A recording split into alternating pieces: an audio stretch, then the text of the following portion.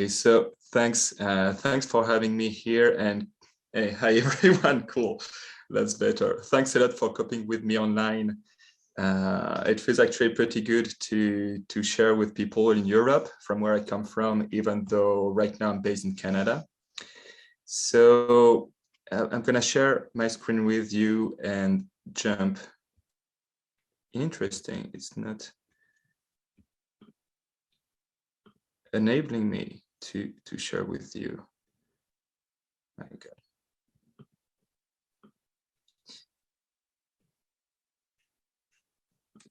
So while I take that 1 minute to fix that last minute bug that we all have on Zoom, let me introduce myself. I'm Alexandre Saunier. So I'm a French artist and PhD student who's currently living in Canada, and we should be good. All right, so I think you should see my screen now. So hi again, I'll start from the start. So my name is Alexandre Saunier. I'm a French media artist and PhD student in Montreal, in Canada. And the point actually of the presentation I want to do today is to share with you a proposal for what we could call a field of light studies that will be actually concerned with how people practice light from a creative, technological, and cultural perspective. And that whole field that does not exist at all. That's why I'm saying that I'm here today to make that proposal and discuss with you afterward. That whole idea stems from my own PhD research, where I'm actually engaged in artistic creation with light and computing systems. So right now I'm gonna go through a bit of background so that you can get from where I got that idea of thinking about light studies, both from my own artistic practice, then from what other artists do. Then we'll have a quick look into the current state of the literature that we have in the arts in larger disciplines, and finally quickly propose what we could do with that, let's say, crazy project if it interests people. So my own work, my own work actually is interested in light. So I've got two sides of my practice. The first one is really dealing with light design, like in Sense Factory, questions of light and perception, like we'd have in Vitra, or question of autonomous light performances, like in that work SNN2. So really using light from a media art perspective with ties to lighting design and kinetic arts mostly. A second aspect of my practice is concerned with performances. Performances like Fragment make use of artificial lighting in video game engines. Others like Fluid Dynamics are more about live music performance, or SNN1 is live performance with video. And in every case, like those performances, all the work is done in a kind of like human-machine collaboration with artificial life and artificial intelligence algorithm. So in all my practice, I'm tying those two things, traditional media, like light in particular, and more modern autonomous forms of computing. So out of that practice, I designed a whole PhD research that I'm finishing right now in Montreal, and where actually the big question is to try to understand and propose a framework for understanding how artists make use of autonomous computing systems. So we're talking artificial life, artificial intelligence, but of course there is a whole history behind of artists getting into kinetic arts or cybernetics. So the question is, how do artists engage with those systems and express their behavior, use them to create really compelling aesthetic light creation? That research I was mentioning here is funded by the Fonds de Recherche du Québec, Société et Culture, and also by the Hexagram Research Creation Network here in Montreal. So at the center of my research is that question of how do light artists make use of technology, roughly. And when I actually started to dig into the question, I started to notice that many artists were doing that, but in a sense, we were lacking a discipline or an interdisciplinary framework, let's say, to move from one discipline to the other in a way that would enable me to talk at the same time to artists as I would talk to engineers, as I would talk to anthropologues.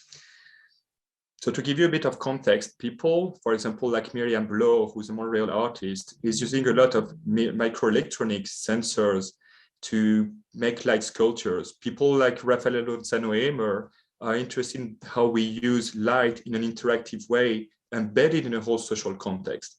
Then we've got people like Maja Petrick that makes use of the movement of people to create light projection, or people like Memo Acton, who's a machine learning artist, who's using all kind of cutting edge machine learning algorithms to create light performances with dancers. And in a broader context, we see that too on music stage, like that work with Vitalik or Milvankar architecture. We also see that in urban lighting design, like bridges, like Moment Factory, that uses real-time data to drive the light. We, of course, have a whole armada of light festivals. That one, La Fête des Lumières, is in Lyon, but the north of Europe is filled with light festivals. And of course, if we're talking about consumers like you and I, we also see that mix between light and technology in all the kind of like LED, smart lighting, armada of things that we see up here. So as we can see, I kind of like figured out that there is a huge crossover between what we do as artists when we create with light at the same, and the whole technological and cultural context that goes with that. And historically speaking, that's true too. That's, of course, those few artists are only over the past century. People like Thomas Wilfred that created those amazing light instruments out of mechanical parts in the 1920s, while Molinage was thinking ways of imagining theater that would be a huge machine where light and sounds would correspond to one another, and stage movements and all kind of things. Then we've got cyberneticians like Gordon Past that started to investigate cybernetic principles and use light to express that, which led to a whole history of people like Brian Gysin that started to engage with the perceptual effect of light rhythms on the senses. And then, of course, we've got people like Frank Malina, who went on to found the Leonardo Institute, who was deeply active in the old kinetic scenes with light. And here, actually, it's interesting too to see that people like Frank Malina or Grigory Kepes, that were artists that were making use of light in relations to machines, went on to found institutes like Leonardo or the Visual Arts Center at the MIT. I kind of, through my research, I became strangely aware that there is that kind of hybrid history where many artists, scientists, engineers, and whatever enthusiasts, all the way back to the 1920s and even before, so way before actually electronic musicians, for example, started to tackle the problematic of live electronics. Well, all the way back for a century or even more, we see light artists that are just jumping heads on in that relation between light and technology. And so as a good PhD student, of course, I moved toward the literature. And that's just a quick overview. But we've got a huge literature in the arts, like Peter Weibel's famous Light Art from Artificial Light exhibition, that already tries to find those links between what artists do, what philosophers think about light culturally, what engineers developed over the years. We've got the same thing with work like See These Sounds by Danielson Neumann. And well, I won't go into all the details, but if we start to look at what's been done in the arts, we already start to see that the history of light is intimately tied with all kinds of other histories. But the issue is there is no common framework, in a sense, to think about that. And to give you a broader view, that whole question of light also traverses, of course, stage lighting. It traverses architectural design, but we also find that in a whole theory of atmosphere in philosophy. We find that in a whole range of cultural anthropologues that go into different cultures to see how the light participates in shaping homes and shaping social practices. And people like Yoshi Endo, for example, go another way. They look at the question of like the physiology and the perception of light. So in a sense, we've got the light as what we call in sociology a boundary object. But we've got disciplines that are so different that even if we use the same word, we do not have any common framework to try to communicate between one another. And my favorite example for that It's just those two books. On the left, you've got Designing with Light. On the right, you've got The Practice of Light. Both of them sound like you're going to talk about exactly the same thing. And if you open the book, you see that Designing with Light is concerned with stage lighting. So the use of a light bulb to shine light on people. And the other one on the right is concerned with photography and film. So how you capture light and then make images out of that. And of course, both books are in two totally different disciplines with two totally different traditions and do not even reference anyone from the other discipline. And that's the thing that struck me as I was engaging in my research, is how come so many artists, like myself, but all my friends here and so many artists in Europe too, in the media arts, in theater, but also in other disciplines, how come so many of us engage with light, with technology in different cultural contexts?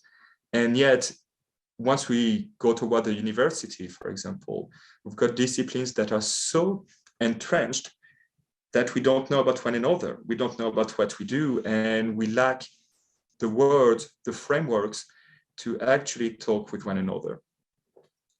So as you can kind of imagine, actually, my own research is a kind of like subset of what I would propose as a field of light studies. And my own research, of course, is interested in the question of light on machines. So here I'm going to just propose a couple fields that we could look at as inspiration before moving to what I would propose today as, let's say, the meat of that presentation. There are two fields that interest me. On the one hand, we've got that one which, let's say, is a field of media arts and a field that is more specifically concerned with the problematic of how creative practices and technologies are entangled together and participate in cultural practices. So we've got historians like Brockman that looked at the history of the machine in artistic practice and how artists criticize and discuss how machines participate in the construction of subjectivities. We've got people like Salter that moved to problematics of performance and how throughout the years, technology has been dealing with problematic of embodiment, of problematic of real time, of presence, of performance that used to be the realms of the human, but now are more entangled between humans and machines. Or people more recently like Simon Penny, who actually proposed that as we start to use machines that are autonomous, we should think about new forms of aesthetic and what he calls an aesthetic of behaviors of machines that act in time. Of course, that literature for me talks to what I do as an artist when I talk about algorithms, but none of those literature mention light. And you can do whatever search in any of those books, just a simple Control F search in PDFs, and you won't even see the word light in relation to those practices. And that struck me, actually. Another field that is interested is the field of sound studies, like some of you may know, which emerged over the past 20 years. That comes mostly from sociology at first, the sociology of technology and science, more precisely. And there we see lots of, that's a whole interdisciplinary field that is concerned with how people produce and consume sound, in different contexts. So people like Pinch moved to the problematic of how engineers started to design instruments for musicians. People like Bourne looked at how cultural institutions shape how we practice music. Other people like Higgins and Kahn looked at how musicians appropriated computers throughout the years. Or even people like Tara Rogers go another way and look at the problematic of gender imbalances in the history of music and how female figures been kind of like left in the shadows. So that field that is here concerned with sound is interesting for what I want to propose today, because it's kind of saying sound, and my proposal will be that light is the same, takes place in social, cultural, technological context. And if we want to make sense of it, we cannot look at sound only from the perspective of the artist. We can't look at it only from the perspective of the engineer, or any other perspective. We need to actually be able to navigate to complexify those histories and create ties between disciplines. Of course, as you can get, that's more a social scientist agenda at first than an artist agenda. But for me, coming from the art, I believe that it's extremely important for us because that enables us to make sense of our own artistic history and also imagine all kinds of pedagogical and theoretical outcomes.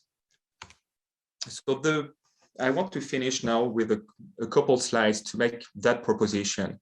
As you understood, my own research is concerned with light and autonomous machines, but many artists use light in many other ways, and not only artists. So I would say, how about we think about a field that would be called light studies that is interdisciplinary?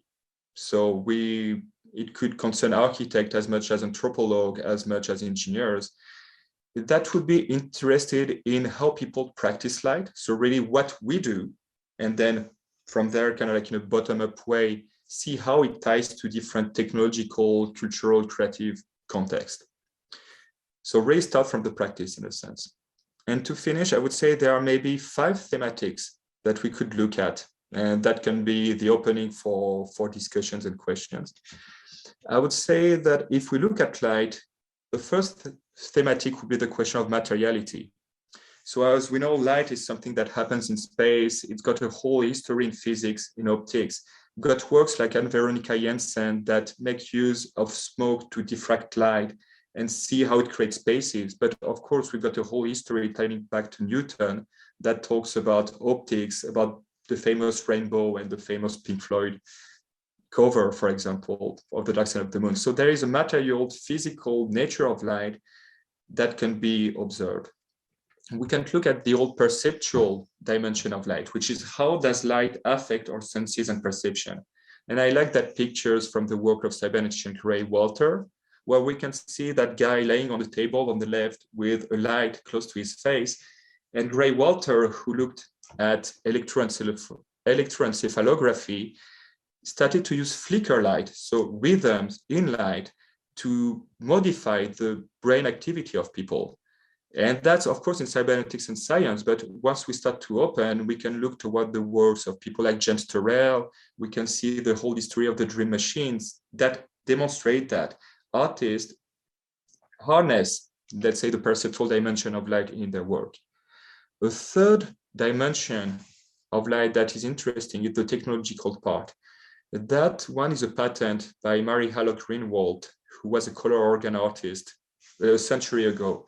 And it's striking to see that not only do engineers develop new technology of light, like LEDs or smart lighting, but all over the centuries, people dealing with light have been dealing with making machines, with making instruments. Like Greenwald, like Thomas Wilfred, they would build the instrument they needed. And that's a really different history from the one that we have in music. So the technological aspect of light is core to understanding, I believe, how people practice light. Finally, the other 2 dimensions that are interesting are the social ones, what we could call communities of practice in the term of Wagner and sociology, which is that people gather around an object, hear light in different ways and make sense of it in different ways. Like we've got here on the left, a stage lighting designer, and we've got the crowd of so the stage lighting designer produced a light show, and then you've got that whole crowd that received the light. So people engage in light in different ways to make it, to consume it, to shape their homes. How basically looking at those social ties says a lot about how we shape our own artistic history and practices, and also how we shape more global, larger communities. And finally, the last dimension that is important is the cultural one, and which of course incorporates the arts, which can incorporate traditions and all kind of things. Here I like it because that's a picture of the Diwali, the festival of light that is celebrated in Hindu culture. And I like it because you've got that contrast between the traditional approach to it, which use candle lights to celebrate light, and you've got on the upper part a whole laser light shows. And that contrast is pretty telling, which is that light pervades our culture in the way that we practice it, in the discourse, in the metaphors, in the way that we shape our homes, that we share our social relations. And that's, again, another dimension of it that is different from the one that we have in the art. So if we, to conclude, actually, the whole point of that presentation was to, let's say, now give a bit of material for questions and further discussion, to try to imagine how we could gather around light as a boundary object, look at it from an interdisciplinary perspective, which would lead actually to developing a common framework that is actually absent if we look at the whole literature. We've got people discussing about it in many fields, from anthropology to sciences to the art, but hardly talking to one another. So how could we imagine that interdisciplinary field that would be focused on the practice of light from creative, technological, and cultural perspectives? And finally, as I was proposing, my guess would be we could start by looking at 5 themes that would be the materiality, the perception, the technology, the social dimension, and the cultural practice that goes with it. So that will be all for my presentation. I hope it kind of makes sense to start with. And from there, as I was saying, it's a proposal that stems out of my own PhD research that would be a subset of it. So I hope it struck some interest and that you want to keep discussing that. Thank you. And also, I can't hear anything from the room, just saying. So we have a little bit of time, and we can have some Q&A. So I wonder if there are any questions to the presenter. Speak in a mic, because I have 3 notes for you based on your talk, and thank you. One is just a comment. You talked about light, but you didn't talk about darkness. And second, you were talking about this lack of lexicon. I thought it would be fantastic if the idea of the lexicon of light. So it's because you're talking about different discourses, and this lexicon could connect these discourses together. Just an idea. And also, for example, you showed the bridge with light. It's interesting because a lot of times, like this room, they design it and then they think about lighting second. It would be, I know some good architecture that to design lighting first and then design the structure. So that reverse, I think, has so much potential. And that could, for you, be a collaboration for, I know architects who are very advanced, they would be open to such collaboration. Thank you for the comment. That's actually pretty rich, and that talks a lot to my own struggle with trying to figure out what to do with that subject, in the sense that designing with light first, for example, that's a good example. Lighting designers in the theater always arrive at the end of the theater production. And I'm sure that in lighting design for architecture, that's the same. That can't be explained if we only look, for example, as pragmatic of aesthetics. That goes with the whole problematic of budget production, of making rehearsals. So actually there, in how lighting designers, for example, work in architecture and theater, we can only understand the practice, I believe, if we look at a broader economic context. So there already it starts to tell us light does not exist out of itself. It exists within that context that we need to understand. And same thing goes for your remark on darkness. That is extremely interesting. I'm talking about light studies because I'm used to say, hey, I'm a light designer, so that's what I propose. But same thing, that pragmatic of darkness, that goes a lot with the history of the cinema, the history of photography, ties with a whole other context again that is extremely rich. That is the history of how the theater stage got closed, how people like Juliette and Marais had to create dark background to create chronophotography.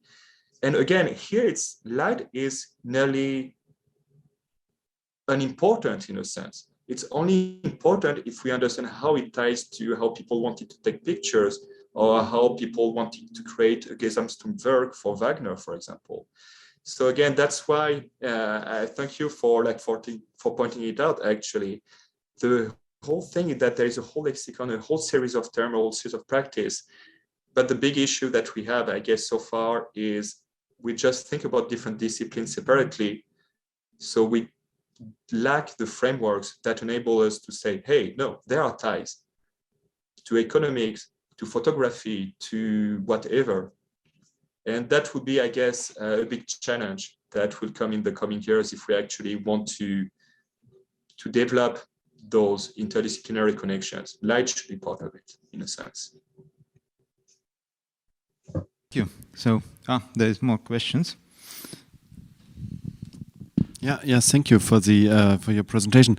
I was just wondering because in this idea of light studies, if I understood right, because I had the impression you still keep things out of it. I mean, this is light as kind of an aesthetics of light designed or by architects, and not, for example, the cities. You know, when artificial light came up, I mean, I'm sure there is already, those histories might be already written, and this is the reason why you don't really want to look at it. I mean, it would otherwise be impossible as well for you, for one single person, to do all this kind of work.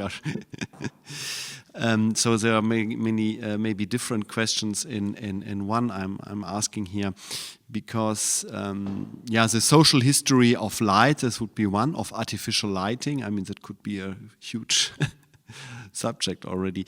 But and my second was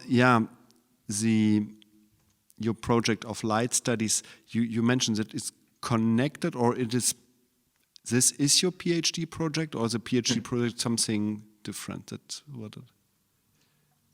Thank you for the question. So actually, starting from the second question, we're able to answer to your first one. What happened for me is that I did a PhD project that has nothing to do with light studies. I said, I'm going to look at my practice and the practice of my friends and colleagues that create more in the media and audiovisual art scene, that create light work out of autonomous machines, like artificial neural networks, for example. And in doing that, I started to see that, first of all, many people do it. And as you say, there are already people, there's a whole social history of that. There are so many histories that goes with it. So many people do it, practice light in different fashions, of course. But if I was to look at the history of the theater, no one would talk about artificial neural networks. If I look at the histories, for example, like Simon Penny, he would not talk about light. And as I started digging, I started to realize that, well, there are incredible quantities of knowledge that relates to light in different parts in different disciplines. And as you say, it's impossible to do everything alone. So I started to realize that the only way for me to actually talk about my own PhD research and to imagine I could write about it was to imagine, to project a group of people that would actually have enough knowledge of different disciplines, not a profound, deep knowledge, extremely precise, but a more broad, more horizontal knowledge that would enable me to move in the same sentence from, hey, lighting design, artificial neural networks, and cultural practices in Japan, where we did one of the projects, actually. If we look only so far, and that's my impression, at what has been written, it's extremely hard to do those kind of connections, because lighting designers in the theater have a huge literature that does not use the same terms, or use the same terms but in different way, as they do in photography, as they do in sociology, as they do in cybernetics, for example. So actually, that would be my answer in the sense to your first question, is that I agree with you a lot. There is a huge amount of literature, a huge amount of knowledge. And it's my proposal actually there would not be to reinvent the wheel. It would be more in the fashion, for example, of the sound studies that similarly said, hey, people do sound in different ways. We need to find a way to connect, to create ties between disciplines. So around the idea of like sound can be a boundary object, that object that we gather around from different disciplines, but that object that enables us to create bridge. Well, my idea actually would be the same, to say people, there are anthropologues, for example, that look at home architecture, home design, interior design, and that compare how Bedouins' home and homes in Denmark make use, and homes in China make use of light in different ways, that ties to health, that ties to religion, that ties to social practices. And light is important, therefore, that it's central to that. But that's not my job to do that, because they do it way better than I. My question would be, how can we, through a field that would be like light studies, say, hey, to start with, we talk about the same boundary object that is light, and its associated notion of darkness, of whatever.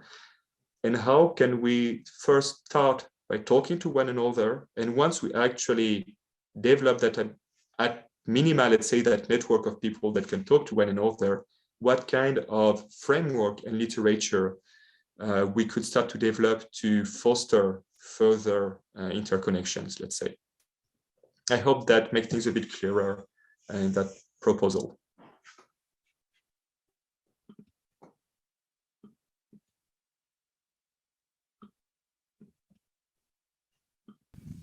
Hello. I'm wondering if in your mind there is really a difference between light and lighting, because the way you speak about light, it is as if it were an object, but it's not. So to my approach, I would say focus on lighting, because, yeah. That's a good point. Maybe to clarify, for me, there are like two extremely different things. There is one thing, though, I was making reference a lot to the notion of boundary object. That notion is sociology, that is about saying it's not an object in the material sense of the term, like we would think about in the arts, that might be a sculpture or painting or whatever. It is, let's say, a subject of concern. It's a common thing to talk about. So that's in that sense that I was referencing the idea of like boundary object.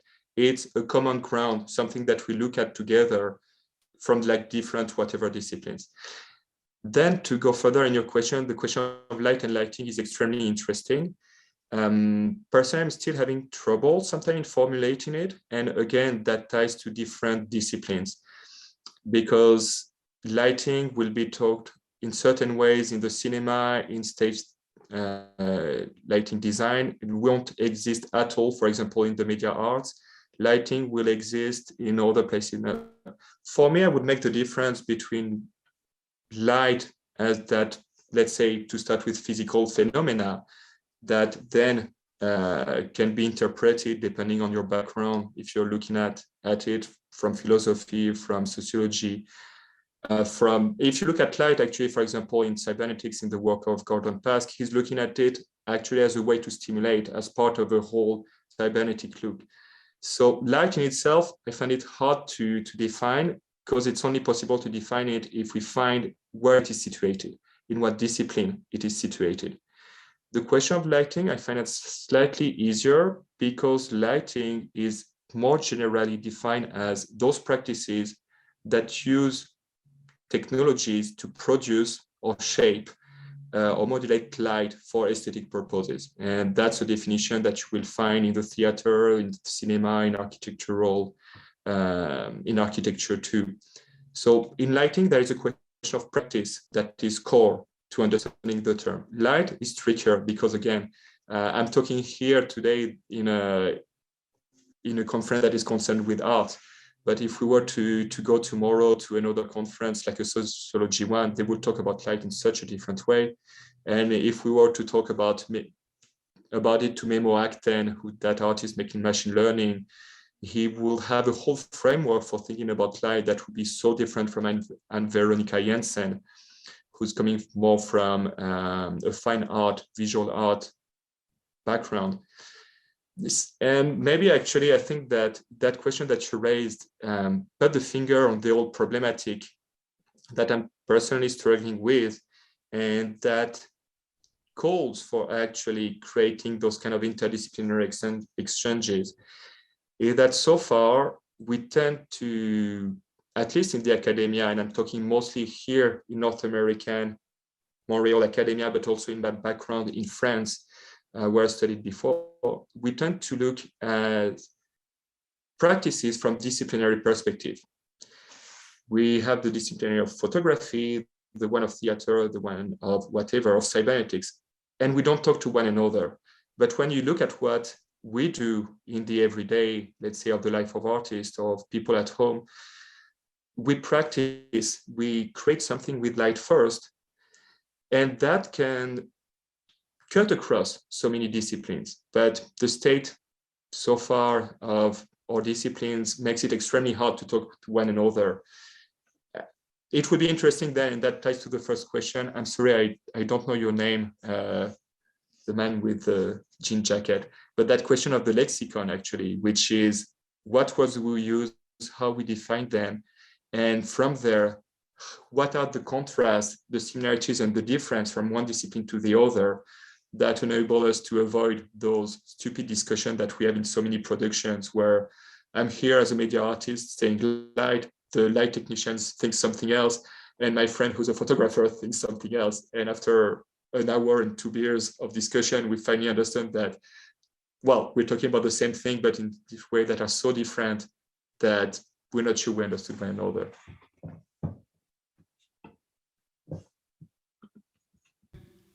So, any comments or questions?